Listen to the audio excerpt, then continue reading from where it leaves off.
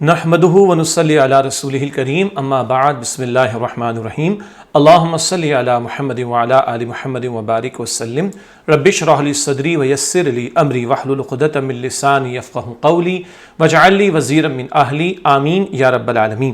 عزیز طلباء و طالبات، محترم حضرات خواتین، السلام علیکم ورحمۃ اللہ وبرکاتہ۔ امید آپ خیریت سے ہوں گے اور قرآن حکیم سے اس کی جو برکتیں ہیں وہ سمیٹ رہے ہوں گے۔ مطالعہ قرآن حکیم برائے طلباء و طالبات حصہ دوم کا آن لائن کورس کا سلسلہ جاری، اور لیسن پلان کے مطابق آج ہماری کلاس نمبر ہے 17۔ پچھلی کلاس میں ہم نے حضرت ابراہیم علیہ السلام کے قصے کا مطالعہ کیا تھا خاصی تفصیل سے۔ اب چند اسباق جو ہمارے ہوں گے وہ کچھ مقامات ہیں قرآن حکیم کے جن میں وہ آیات ہیں جن میں حضرت ابراہیم علیہ السلام کے حوالے سے واقعات کو بیان کیا گیا۔ آج کلاس نمبر ہے ہماری 17۔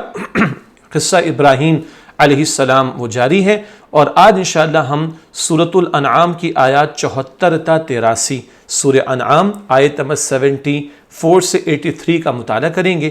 کتاب کے جو صفحات ہیں وہ 81 اور 82، بک کا پیج نمبر 81 82 اس وقت ہماری زیر مطالعہ ہے۔ تو آئیے آج کلاس نمبر 17 کا ہم آغاز کرتے ہیں، اور انشاءاللہ تعالی سب سے پہلے آپ کے سامنے ہمیشہ کی طرح رکھتے ہیں مقاصد مطالعہ یعنی لرننگ آؤٹ کم۔ قصہ حضرت ابراہیم علیہ السلام، مقاصد مطالعہ کے حوالے سے آج کے لیسن میں چند باتیں مندرجہ ذیل باتیں معلوم ہو جائیں۔ نمبر 1، اللہ سبحانہ وتعالی نے حضرت ابراہیم علیہ السلام کو کیا مقام و مرتبہ عطا فرمایا، اس پر انشاءاللہ بات ہوگی۔ نمبر 2، آپ علیہ السلام نے قوم کو سورج، چاند اور ستاروں کے بارے میں کیا سمجھایا۔ یہ قوم ستارہ پرستی میں مبتلا تھی اور ان کی پوجا پاٹ کرتی تھی۔ ایک حکیمانہ انداز میں، بڑے وزڈم اور حکمت والے انداز میں قوم سے ایک ڈائلاگ ہوا ہے، قوم سے ایک مکالمہ ہوا ہے۔ ابراہیم علیہ السلام کا اس کا ذکر آئے گا۔ قصے میں تو ہم نے مختصر پڑھا، آج ہم قرآن کی آیات کی روشنی میں وہ پوری بات سمجھیں گے انشاءاللہ۔ اور تیسری بات ہے کہ حضرت ابراہیم علیہ السلام نے قوم پر بتوں کی حقیقت کیسے واضح کی، اس کا تذکرہ بھی انشاءاللہ ہمارے سامنے آئے گا۔ اور آئندہ کی مزید چند کلاسز جو ہیں وہ حضرت ابراہیم علیہ السلام کے ہی قصے کے حوالے سے ہوں گی۔ تو بات کو آگے بڑھاتے ہیں، اور جیسے کہ عرض کیا گیا کہ ہم سورۃ الانعام کی آیات 74 سے لے کر 83 تک کا مطالعہ کر رہے ہیں، اور آج آیات کی تعداد زیادہ ہے تو میں تلاوت کے ساتھ ساتھ ترجمہ بھی آپ کے سامنے رکھتا چلا جاؤں گا انشاءاللہ تعالی۔ جب صورتیں مختصر تھیں تو ہم نے زیادہ دہرایا، لیکن اب لیسن طویل ہے اور مقررہ وقت میں مکمل بھی کرنا ہے، تو ہم براہ راست تلاوت کے ساتھ ترجمہ آپ کے سامنے رکھیں گے انشاءاللہ تعالی۔ اعوذ باللہ من الشیطان الرجیم، بسم اللہ الرحمن الرحیم۔ وَإِذْ قَالَ إِبْرَاهِيمُ لِأَبِيهِ آزَرَ، اور جب ابراہیم علیہ السلام نے اپنے باپ آزر سے فرمایا، أَتَتَّخِذُ أَصْنَامًا آلِهَةً، کیا تو بتوں کو معبود بناتا ہے، إِنِّي أَرَاكَ وَقَوْمَكَ فِي ضَلَالٍ مُبِينٍ، بے شک میں تجھے اور تیری قوم کو کھلی گمراہی میں دیکھتا ہوں۔ وَكَذَلِكَ نُرِي إِبْرَاهِيمَ، اور اسی طرح ہم نے ابراہیم علیہ السلام کو دکھائے ملکوت السماوات والارض، آسمانوں اور زمین کے عجائبات، وَلِيَكُونَ مِنَ الْمُوقِنِينَ، اور اس لیے کہ وہ خوب یقین کرنے والوں میں ہو جائیں۔ فَلَمَّا جَنَّ عَلَيْهِ اللَّيْلُ، پھر جب چھا گئی ان پر رات، رَآ كَوْكَبًا، تو انہوں نے ایک ستارہ دیکھا۔ قال هذا ربی، ابراہیم علیہ السلام نے فرمایا کیا یہ میرا رب ہے۔ فلما افل، پھر جب وہ غائب ہو گیا، قال لا احب الآفلین، تو انہوں نے فرمایا کہ میں غروب ہو جانے والوں کو پسند نہیں کرتا۔ فلما رأى القمر بازغا، پھر جب انہوں نے چاند کو چمکتا ہوا دیکھا، قال هذا ربی، تو فرمایا کیا یہ میرا رب ہے۔ فلما افل، پھر جب وہ بھی غائب ہو گیا، قال، تو ابراہیم علیہ السلام نے فرمایا کہ لئن لم یہدنی ربی، اگر میرا رب مجھے ہدایت نہ فرماتا، لَأَكُونَنَّ مِنَ الْقَوْمِ الضَّالِّينَ،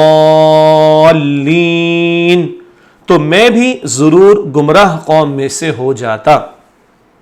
اگلی آیات 78-80 سورہ انعام، فَلَمَّا رَأَى الشَّمْسَ بَازِغَةً، پھر جب سورج کو چمکتا ہوا دیکھا، قَالَ هَذَا رَبِّي، تو فرمایا کیا یہ میرا رب ہے، هَذَا أَكْبَرُ، یہ سب سے بڑا ہے، فَلَمَّا أَفَلَتْ، پھر جب وہ بھی غروب ہو گیا، قَالَ يَا قَوْمِ، تو ابراہیم علیہ السلام نے فرمایا کہ اے میری قوم، انی بریء، بے شک میں بیزار ہوں، مما تشرکون، ان سے جنہیں تم شریک ٹھہراتے ہو، انی وجہت وجہی، بے شک میں نے اپنا رخ کر لیا، للذی فطر السماوات والارض حنیفا، سب سے الگ ہو کر اسی کی طرف جس نے آسمانوں اور زمینوں کو پیدا فرمایا، وما انا من المشرکین، اور میں مشرکوں میں سے نہیں ہوں، وحاجہ قومہ، اور ان کی قوم ان سے جھگڑنے لگی، قال اتحاجونی فی اللہ، ابراہیم علیہ السلام نے فرمایا کیا تم مجھ سے اللہ کے بارے میں جھگڑتے ہو، وقد ہدان، حالانکہ اس نے تو مجھے ہدایت عطا فرمائی ہے، ولا اخاف، اور میں ان سے نہیں ڈرتا، ما تشرکون بہ، جنہیں تم اس کا شریک ٹھہراتے ہو، الا ان یشاء ربی شیئا، مگر میرا رب ہی کچھ نقصان چاہے تو پہنچا سکتا ہے، وسع ربی کل شیء علما، میرا رب اپنے علم سے ہر چیز کا احاطہ کیے ہوئے ہے، افلا تتذکرون، تو کیا تم نصیحت حاصل نہیں کرتے۔ اگلی آیات سورۃ الانعام آیات 81-83، وَكَيْفَ أَخَافُ، اور میں کیوں ڈروں، ما اشرکتم، ان سے جنہیں تم شریک ٹھہراتے ہو، ولا تخافون، جبکہ تم نہیں ڈرتے، انکم اشرکتم باللہ، کہ تم اللہ کے ساتھ شریک ٹھہراتے ہو، ما لم ينزل به علیکم سلطانا، جس کی اس نے تم پر کوئی دلیل نازل نہیں فرمائی، فَأَيُّ الْفَرِيقَيْنِ، تو دونوں فریقوں میں سے کون احق بالامن، امن کا زیادہ حقدار ہے، ان کنتم تعلمون، اگر تم جانتے ہو، الذین آمنوا، جو لوگ ایمان لائے، ولم یلبسوا ایمانہم بظلم، اور انہوں نے اپنے ایمان کو ظلم سے نہیں ملایا، اولئک لہم الامن، یہی وہ لوگ ہیں جن کے لیے امن ہے، وہم مہتدون، اور وہی ہدایت یافتہ ہیں، وتلک حجتنا، اور یہ ہماری دلیل تھی، آتیناہا ابراہیم، جو ہم نے ابراہیم علیہ السلام کو عطا فرمائی تھی، علی قومہ، ان کی قوم کے مقابلے میں، نرفع درجات، ہم درجات میں بلند فرما دیتے ہیں، من نشاء، جس کو ہم چاہتے ہیں، ان ربک حکیم علیم، بے شک آپ کا رب بڑی حکمت والا، خوب جاننے والا ہے۔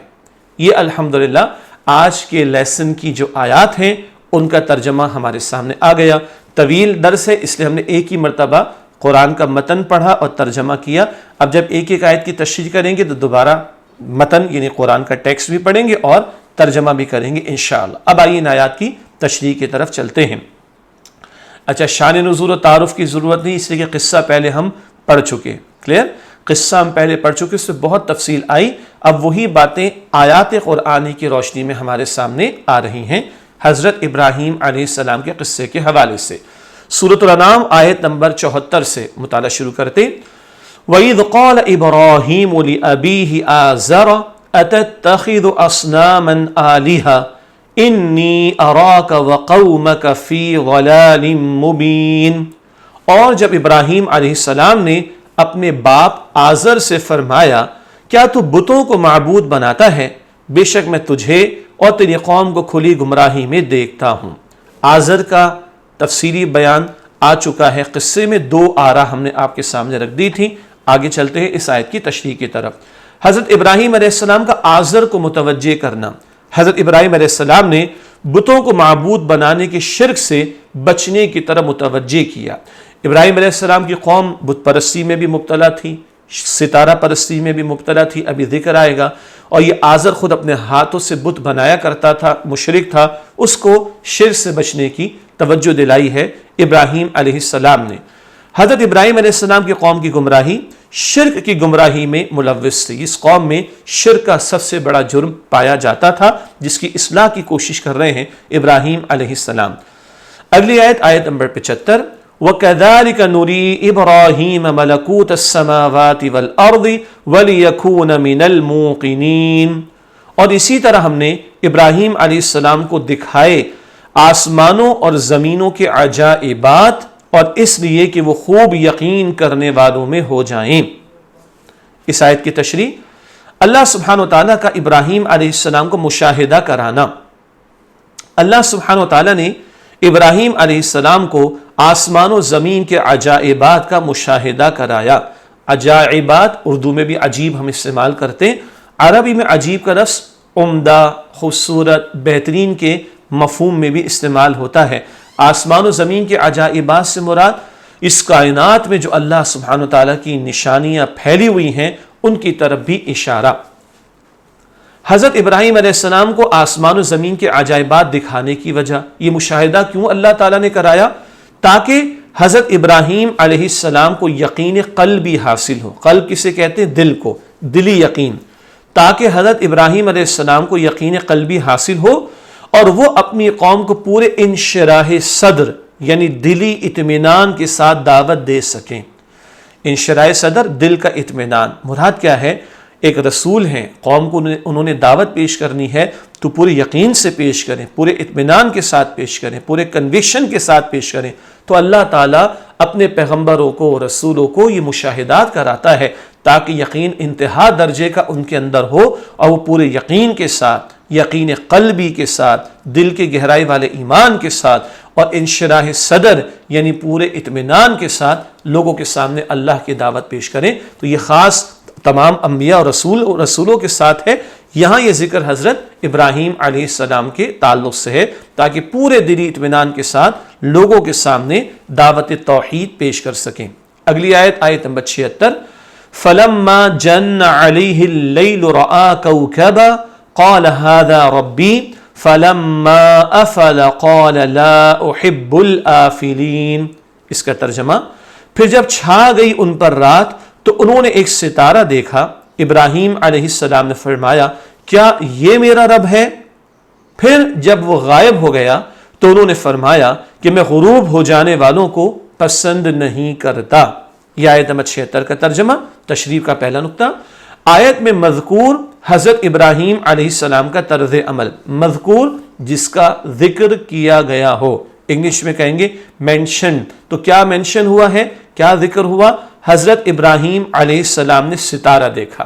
اب ستارے تو سبھی لوگ دیکھتے ہیں، لیکن یہاں خاص بات ہے، وہ کیا ہے؟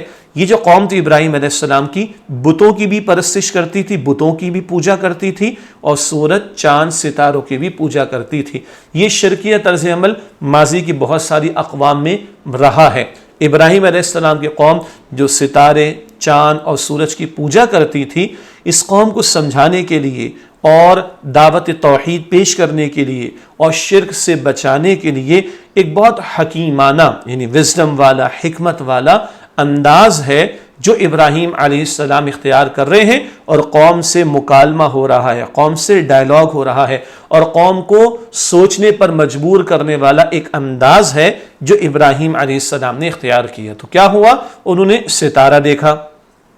حضرت ابراہیم علیہ السلام کا قوم کو دعوت دینے کا طریقہ، حضرت ابراہیم علیہ السلام نے اپنی قوم کو غور و فکر کی دعوت دینے کے لیے یہ طریقہ اختیار فرمایا کہ چاند ستاروں اور سورج کو دیکھ کر پہلے اپنی قوم کی زبان میں بات کی تاکہ ستارہ پرستوں کو اپنی طرح متوجہ کر سکیں اور ستارے کی اصل حقیقت ان کے سامنے واضح کر سکیں کہ جو خود ڈوب جائے وہ رب نہیں ہو سکتا۔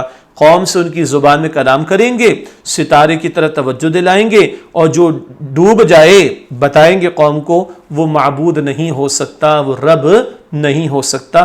یوں اس قوم کو شرک سے روک رہے ہیں ابراہیم علیہ السلام۔ علمی بات، آپ علیہ السلام کا مقصد یہ تھا کہ یہ ستارہ قوم کے خیال میں پروردگار ہے، قوم سمجھتی تھی یہ رب ہے، معبود ہے، معاذ اللہ۔ آؤ دیکھتے ہیں کہ یہ بات تسلیم کرنے کے قابل ہے یا نہیں، یعنی کہ ستارہ ایسی شے ہے جس کو معبود بنایا جائے، جس کو رب مانا جائے۔ آؤ دیکھتے ہیں اس کو کہ یہ بات تسلیم کرنے کے قابل ہے یا نہیں۔ چنانچہ جب ستارہ بھی ڈوبا اور چاند بھی اور آخرت میں سورج بھی، تو ہر موقع پر انہوں نے اپنی قوم کو یاد دلایا کہ یہ تو ناپائیدار اور تغیر پذیر چیزیں، تغیر تبدیل ہو جانے کو کہتے ہیں، ناپائیدار جس میں استقامت نہ ہو، جس میں پائیداری نہ ہو، جو رہ نہ سکے، برقرار نہ رہ سکے، تو یہ تو ناپائیدار ہیں، یہ تو تغیر پذیر چیزیں ہیں۔ جو چیز خود ناپائیدار ہو اور اس پر تغیرات طاری ہوتے رہتے ہوں، یعنی تبدیلیاں آتی رہتی ہوں، اس کے بارے میں یہ عقیدہ رکھنا کہ وہ پوری کائنات کی پرورش کر رہی ہے، کیسی غیر معقول بات ہے۔ ابھی ستارے کا ذکر شروع ہوا، آگے چاند کا بیان بھی آئے گا اور سورج کا ذکر بھی آئے گا۔ سب کے بارے میں ہم نے اصولی بات یہاں پر لکھ دی سمجھنے کے لیے کہ یہ ستارہ تو ڈوب جائے گا، یہ چاند تو ڈوب جاتا ہے، یہ سورج تو غروب ہو جاتا ہے، یہ تغیر جن پر آ جائے، یہ تبدیلیاں جن پر آ جائیں، یہ کیا کائنات کو چلا سکتی ہیں چیزیں؟ کیا یہ رب ہو سکتی ہیں؟ کیا یہ معبود ہو سکتی ہیں؟ کیسی غیر معقول بات ہے۔ یہ انداز اختیار کر کے قوم کو سمجھا رہے ہیں حضرت ابراہیم علیہ السلام۔ لہذا انہوں نے چاند، ستاروں یا سورج کو جو یہ کہا تھا کہ یہ میرا رب ہے، وہ اپنے عقیدے کے مطابق نہیں بلکہ اپنی قوم کے عقیدے کی لغویت، یعنی بیکار بات، لغو کہتے ہیں بیکار باتوں کو، بیکار بات اور برائی ظاہر کرنے کے لیے فرمایا تھا۔ یہ جو انداز آپ نے ترجمے میں بھی سنا، ابھی آگے ذکر آئے گا، یہ میرا رب ہے، یہ میرا رب ہے، یہ میرا رب ہے، یہ ابراہیم علیہ السلام کا نہیں، قوم کا عقیدہ ہے، تو ان کو غور و فکر کی دعوت دے رہے ہیں۔ یہ رب ہو سکتا ہے جو ڈوب جائے، جو غروب ہو جائے وہ رب ہو سکتا ہے، یہ انداز اختیار کر رہے ہیں۔ تو ان کا جو لغو یعنی بیکار اور باطل عقیدہ تھا اور جو عقیدے کی برائی تھی، اس کو ظاہر فرما رہے ہیں حضرت ابراہیم علیہ السلام۔ علمی بات، ہر نبی علیہ السلام اللہ سبحانہ و تعالیٰ کے علم کے مطابق نبی ہوتا ہے، اور نبی پیدائشی طور پر نبی ہوتا ہے، یاد رکھنا چاہیے۔ البتہ اس کی نبوت کا ظہور اللہ سبحانہ و تعالیٰ کی منشا کے مطابق متعین وقت پر ہوتا ہے۔ جب اللہ چاہتا ہے اعلان ہو جاتا ہے ان کی نبوت کا۔ کسی نبی علیہ السلام پر کوئی لمحہ حالت کفر و شرک میں نہیں گزرا۔ یہ جو واقعہ ہم پڑھ رہے ہیں یہ قوم کو سمجھانے کا انداز ہے، ورنہ نبی تو پیدائش نبی ہوتے ہیں اور کبھی کوئی لمحہ کفر و شرک کا اس طرح کا ان پر نہیں گزرتا۔ ہر خاص وقت پر ان کی نبوت کی شان لوگوں کے سامنے ظاہر ہوتی ہے، اس کا اعلان ہوتا ہے۔ یہ تفصیل ہم نے اس لیے واضح کی ہے کہ بعض لوگوں کا خیال ہے کہ شاید پیغمبر بھی درجہ بدرجہ توحید تک پہنچے، ایسا بالکل نہیں۔ پیغمبر پیدائشی طور پر نبی ہوتا ہے اور اس کا اعلان نبوت ایک خاص وقت پر ہوتا ہے، اور کبھی کوئی لمحہ کفر کا، شرک کا، اس طرح کی برائی کا ان پر کبھی بھی نہیں گزرا ہوتا۔ یہ وضاحت ضروری تھی، اس لیے علمی بات کے طور پر آپ کے سامنے کر دی گئی۔ اگلی آیت کی طرف چلتے ہیں، خاصی تفصیل آ گئی، اب اگلی آیات میں مختصر بات ہمارے سامنے آئے گی انشاءاللہ۔ سورہ نام آیت نمبر 77، فَلَمَّا رَأَى الْقَمَرَ بَازِغًا قَالَ هَذَا رَبِّي، پھر جب انہوں نے چاند کو چمکتا ہوا دیکھا تو فرمایا کیا یہ میرا رب ہے؟ اگلی آیت، فَلَمَّا أَفَلَ قَالَ لَئِن لَّمْ يَهْدِنِي رَبِّي لَأَكُونَنَّ مِنَ الْقَوْمِ الضَّالِّينَ، پھر جب وہ بھی غائب ہو گیا تو ابراہیم علیہ السلام نے فرمایا کہ اگر میرا رب مجھے ہدایت نہ فرماتا تو میں بھی ضرور گمراہ قوم میں سے ہو جاتا۔ آیت میں مذکور حضرت ابراہیم علیہ السلام کا طرز عمل، حضرت ابراہیم علیہ السلام نے چاند دیکھا. چاند غائب ہو جانے پر حضرت ابراہیم علیہ السلام کی قوم کو نصیحت.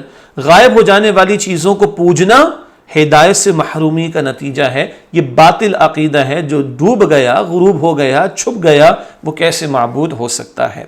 اگلی آیت سورہ انعام آیت نمبر 78. فَلَمَّا رَأَى الشَّمْسَ بَازِغَةً قَالَ هَذَا رَبِّي هَذَا أَكْبَرُ. پھر جب سورج کو چمکتا ہوا دیکھا تو فرمایا کیا یہ میرا رب ہے؟ یہ سب سے بڑا ہے. فَلَمَّا أَفَلَتْ قَالَ يَا قَوْمِ إِنِّي بَرِيءٌ مِّمَّا تُشْرِكُونَ. پھر جب وہ بھی غروب ہو گیا تو ابراہیم علیہ السلام نے فرمایا کہ اے میری قوم، بے شک میں بیزار ہوں ان سے جنہیں تم شریک ٹھہراتے ہو. تشریح آیت میں مذکور حضرت ابراہیم علیہ السلام کا طرز عمل. حضرت ابراہیم علیہ السلام نے سورج دیکھا. حضرت ابراہیم علیہ السلام کا اعلان براءت. اعلان براءت کا مطلب بیزاری کا اعلان، لا تعلق ہو جانے کا اعلان. سورج کو پوجنے کے شرک سے انہوں نے اعلان براءت کیا، لا تعلقی کا اعلان کیا. یہ لگ تو رہا ہے بڑا، مگر یہ بھی ڈوب گیا، اور جو ڈوب جائے، جس پر زوال آ جائے، وہ رب اور معبود کیسے ہو؟ تو جو ڈوب جائے، غروب ہو جائے، وہ رب اور معبود کیسے ہو سکتا ہے؟ تفصیل پہلے بھی آئی اور اب آیات کی روشنی میں ہم مزید باتوں کو دہرا رہے ہیں. اگلی آیت ہے سورہ انعام آیت نمبر 79. انگلش میں 79. انی وجہت وجہی للذی فطر السماوات والارض حنیفا وما انا من المشرکین. بے شک میں نے اپنا رخ کر لیا سب سے الگ ہو کر اسی کی طرف جس نے آسمانوں اور زمینوں کو پیدا فرمایا، اور میں مشرکوں میں سے نہیں ہوں. یہ آیت نمبر 79 کا ترجمہ. حضرت ابراہیم علیہ السلام کا شرک کی نفی کے بعد اعلان.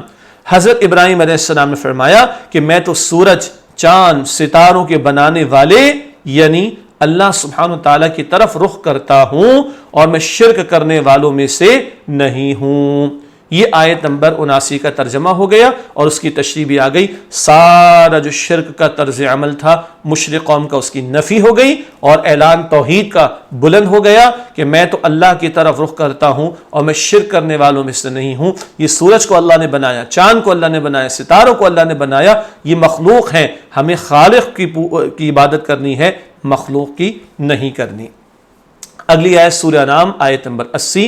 وحاجہ قومہ قال اتحاجونی فی اللہ وقد ہدان. اور ان کی قوم ان سے جھگڑنے لگی. ابراہیم علیہ السلام نے فرمایا کیا تم مجھ سے اللہ کے بارے میں جھگڑتے ہو حالانکہ اس نے تو مجھے ہدایت عطا فرمائی ہے. وَلَا أَخَافُ مَا تُشْرِكُونَ بِهِ إِلَّا أَن يَشَاءَ رَبِّي شَيْئًا. اور میں ان سے نہیں ڈرتا جنہیں تم اس کا شریک ٹھہراتے ہو مگر میرا رب ہی کچھ نقصان چاہے تو پہنچا سکتا ہے. اگلے الفاظ بھی پڑھ رہا ہوں. وَسِعَ رَبِّي كُلَّ شَيْءٍ عِلْمًا. میرا رب اپنے علم سے ہر چیز کا احاطہ کیے ہوئے ہے. یہ آیت نمبر 80 کا ترجمہ ہوا. افلا تتذکرون. آخری اس آیت کا تو کیا تم نصیحت حاصل نہیں کرتے. یہ آیت نمبر 80 کا ترجمہ ہوا. ابراہیم علیہ السلام کی توحید کی دعوت پر قوم کا رد عمل. قوم نے ان سے جھگڑا کیا. مشرک قوم تھی نا، سورج چاند ستاروں کی پوجا پاٹ کرنے والی. اب وہ جھگڑا کرنے پر آ گئے. دلیل تو ہے نہیں. اور یاد رکھیے گا جس کے پاس دلیل نہیں ہوتی وہ غصہ کرتا ہے، چیختا ہے، چلاتا اور جھگڑا کرتا ہے. اس قوم نے بھی یہی حرکت کی. قوم کی حضرت ابراہیم علیہ السلام سے جھگڑے کی وجہ کیونکہ حضرت ابراہیم علیہ السلام ایک اللہ سبحانہ وتعالیٰ کی عبادت کی دعوت دے رہے تھے اور یہ شرک کر رہی تھی قوم. یہ جھگڑا کس بات پر تھا کہ ایک اللہ کی توحید کی دعوت کیوں دی جا رہی ہے، ایک اللہ کو پکارنے کی بات کیوں کی جا رہی ہے. یہ ہے جو قوم کا ابراہیم علیہ السلام سے جھگڑے کا بیان ہمارے سامنے ہے. حضرت ابراہیم علیہ السلام کا خوف. ایک بات آئی یہاں پر خوف کے تعلق سے کہ عجیب بات، خوف کا مطلب پیغمبر کو خوف. نوٹ کیجئے گا اس بات کو تشریح میں. حضرت ابراہیم علیہ السلام کو اصل خوف اللہ سبحانہ وتعالیٰ کا تھا، نہ کہ بتوں کا. قوم تو ڈرا رہی ہوگی تم ہمارے بتوں کو برا مت کہو، تم پر کوئی آسیب آ جائے گا، کوئی تم پر وبال آ جائے گا، کوئی مصیبت آ جائے گی. نہیں، پیغمبر تو اللہ کے پیغمبر ہیں اور ان کا اعتماد اللہ کی ذات پر، توکل اللہ کی ذات پر. وہ نفع نقصان کا مالک اللہ کو سمجھتے ہیں اور ان کا خوف اللہ ہی کی ذات کا ہوتا ہے، مخلوق کا خوف نہیں ہوتا. تو ابراہیم علیہ السلام کو اصل خوف اللہ کا ہے، نہ کہ بتوں کا یا ان جھوٹے معبودوں کا. اگلی آیت سورہ انعام آیت نمبر 81 وَكَيْفَ أَخَافُ مَا أَشْرَكْتُمْ وَلَا تَخَافُونَ، اور میں کیوں ڈروں ان سے جنہیں تم شریک ٹھہراتے ہو جبکہ تم نہیں ڈرتے. أَنَّكُمْ أَشْرَكْتُمْ بِاللَّهِ مَا لَمْ يُنَزِّلْ بِهِ عَلَيْكُمْ سُلْطَانًا، کہ تم اللہ کے ساتھ شریک ٹھہراتے ہو جس کی اس نے تم پر کوئی دلیل نازل نہیں فرمائی. فَأَيُّ الْفَرِيقَيْنِ أَحَقُّ بِالْأَمْنِ إِن كُنتُمْ تَعْلَمُونَ، تو دونوں فریقوں میں سے کون امن کا زیادہ حقدار ہے اگر تم جانتے ہو. یہ قوم سے مکالمہ ہو رہا ہے. آیت نمبر 81 کا ترجمہ ہمارے سامنے آیا. تشریح کا نقطہ، حضرت ابراہیم علیہ السلام کی قوم کو نصیحت. کیا فرما رہے ہیں؟ تمہیں تو بتوں کے بجائے اللہ سبحانہ و تعالیٰ سے ڈرنا چاہیے جس نے شرک کی کوئی دلیل نازل نہیں کی. یہ مخلوق تم نے اپنے ہاتھوں سے بتوں کو بنایا، ان جھوٹے معبودوں سے تم ڈرتے ہو؟ نہیں، تمہیں اللہ سے ڈرنا چاہیے جو خالق ہے، تم مخلوق سے ڈر رہے ہو. یہ قوم کو سمجھا رہے ہیں. دو فریقوں کا ذکر آئے. دو فریقوں سے مراد فریق گروہ کو بھی کہتے ہیں، گروپ کو بھی کہتے ہیں. ایک اللہ کی عبادت کرنے والے اور دوسرے بتوں کو پوجنے والے. تو ایک وہ ہے جو اللہ کو ہی خالق اور مالک اور معبود مانتے اور اسی کی عبادت کرتے ہیں، اور ایک وہ ہے جو بتوں کی پوجا پاٹ میں لگے ہوئے، جو اپنے ہاتھ سے تراشے ہوئے بنائے ہوئے بتوں کو پوج رہے ہیں. کون ان میں امن والا ہے، یہ گفتگو ہو رہی ہے. اگلی آیت میں اس کا جواب ہے آیت نمبر 82 سورہ انعام. الذین آمنوا ولم یلبسوا ایمانہم بظلم اولئک لہم الامن، جو لوگ ایمان لائے اور انہوں نے اپنے ایمان کو ظلم سے نہیں ملایا، یہی وہ لوگ ہیں جن کے لیے امن ہے. وہم مہتدون، اور وہی ہدایت یافتہ ہیں. یہ آیت نمبر 82 سورہ انعام. دونوں فریقوں میں سے امن کا حقدار وہ جو ایک اللہ سبحانہ و تعالیٰ پر ایمان لاتا ہے اور اس کے ساتھ شرک نہیں کرتا، یہی امن میں رہتا ہے، اور ایسا شخص ہی ہدایت یافتہ ہوتا ہے. کون؟ جو اللہ پر ایمان لائے اور اس کے ساتھ شریک نہ کرے، وہ امن میں رہتا ہے. ورنہ آپ کو پتا ہے کہ ایک غلام ہو اور اس کا ایک ہی آقا ہو تو سکون میں رہے گا نا. اور ایک غلام ہے جس کے 10 آقا ہوں، کبھی اس کے پاس، کبھی اس کے پاس، کبھی اس کو راضی کرنا، کبھی اس کو راضی کرنا، یہ امن میں ہوگا؟ سکون میں ہوگا؟ بالکل نہیں. یہ مثالیں قرآن نے اور صورتوں میں دی ہیں، بعد میں انشاءاللہ جب دیگر حصوں کا مطالعہ کریں گے تو تفصیل آئے گی. تو جو ایمان لائے، اور آیت میں تھا ظلم نہ کرے.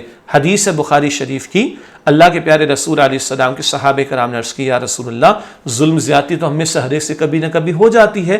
تو حضور علیہ السلام نے فرمایا یہاں ظلم سے مراد شرک ہے. تو جو ایمان لائے اور اللہ کے ساتھ شریک نہ کرے کسی کو، شرک سے بچے، امن اسے ملے گا. اور جو شرک میں مبتلا ہے اس کو کبھی چین نہیں ملے گا، کبھی اس کے پاس، کبھی اس کے در پہ، کبھی اس کو راضی کرے، کبھی اس کو راضی کرے. اس کی زندگی ٹینشن والی ہوگی، سکون والی نہیں ہوگی. امن اس کے لیے جو ایمان لائے اور شرک سے اپنے آپ کو بچائے رکھے. اگلی آیت سورہ انعام آیت نمبر ہے 83 وَتِلْكَ حُجَّتُنَا آتَيْنَاهَا إِبْرَاهِيمَ عَلَىٰ قَوْمِهِ، اور یہ ہماری دلیل تھی جو ہم نے ابراہیم علیہ السلام کو عطا فرمائی تھی ان کی قوم کے مقابلے میں.